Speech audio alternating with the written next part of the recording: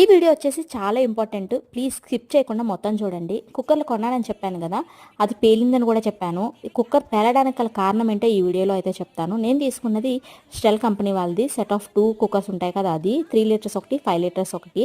అది నాకైతే 3 టైమ్స్ లైట్గా ప్రెజర్ పోతుంది సర్లే అని చెప్పేసి వాడేస్తూ ఉన్నాను. కానీ ఫైనల్గా అయితే ఒకరోజు పేలిపోయి చూసారు కదా, మొత్తం అంతా రైస్ వచ్చేసింది. నేనైతే ఇంకా తీసుకున్నది కొత్త కుక్కర్ కదా, ఎందుకు ఇలా అవుతుంది అని చెప్పేసి నేనైతే షాప్ దగ్గర తీసుకువెళ్ళాను. వాళ్ళు చెప్పింది ఏంటంటే, నాకు ఈ కంపెనీ నుంచి అప్పటికే 3 కంప్లైంట్స్ వచ్చాయండి అని చెప్పారు. నేను అది విన్ని అయితే మాత్రం నిజంగా షాక్. ఇదేంటి 3 కంప్లైంట్స్ వచ్చాయా, ఈ విధంగా సేఫ్గా చిన్న దాంతో అయితే తప్పిపోయింది, లేదంటే ఎంత ప్రమాదం జరుగుతుందా అనిపించింది.